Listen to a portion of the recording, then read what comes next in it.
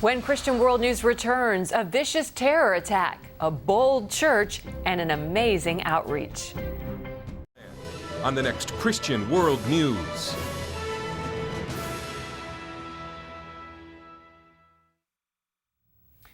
Three years ago, a terrorist attack on a school in Beslan, Russia, left its people devastated.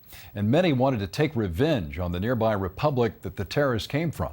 But a Christian church near Beslan is showing compassion to the people of that country. Charlene Israel has the story.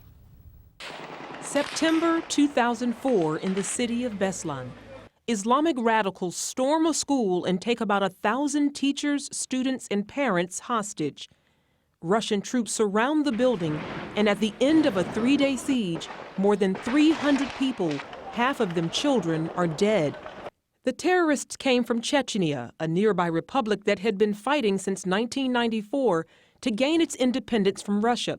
Their leader, Shamil Busayev, a jihadist who saw the conflict as a holy war between Christian Russia and Muslim Chechnya. The vicious attack created deep anger among the citizens of Beslan and a desire for revenge against the people of Chechnya. They did not spare even our children. They didn't spare our children. Why should we spare theirs? We shall never forgive.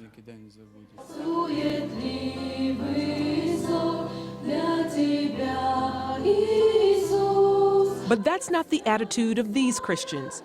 Transfiguration Church is just a few miles from the school where so many died, and its members are risking their lives to help the Chechen people. Pastor Gennady Turkun. They realize they have to bring the gospel to the Chechen people, that in response to that terror attack in Beslan, they should go and bring love and peace to their families and their children. The Association for Spiritual Renewal, a ministry dedicated to building a church in the former Soviet Union, assists Pastor Turkun. Earlier this year, CBN News accompanied this ministry team from ASR and Transfiguration Church to Chechnya. On this day, they held a day camp at this Grozny school, which was badly damaged in the war.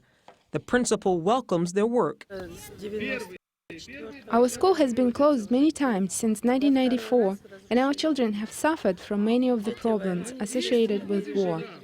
Such events like this in the camp, they help with the rehabilitation of children and their adoption into society. Most of these children don't know life without war, and Grozny suffered the worst damage from the fighting. The children hid in basements, forced to play indoors. Counselors said children were depressed and had a hard time communicating, and sadly, many of their first toys were guns. We wanted to teach them, wanted to tell them that there's a better world around them, that life is not just war and guns and shooting. At first it was difficult, it was hard, but then the children opened their hearts to us, and when you talk to a child, you talk to a person, and little by little, they will open their hearts toward Jesus. They will open their hearts toward God. The principal said the progress made by the camp counselors has been dramatic. Their communication skills improved a lot after the camp. They became more happy, and they became just usual children. But even though the Christians are here with the permission of the government, they still face danger. Chechnya is a Muslim country, and there are those who object to Christians working there. Last year, a group of armed men came to their summer camp, threatened the counselors, and demanded to know why they had come. I explained we came because of their children, and we want them to learn what's peace, what's love, what's kindness. And he asked me, do you have your own children? And I said, yes, I do. And he said, why did you leave them? And I said, I left them for a while just because of your children. And I was always praying to God, asking him what to say.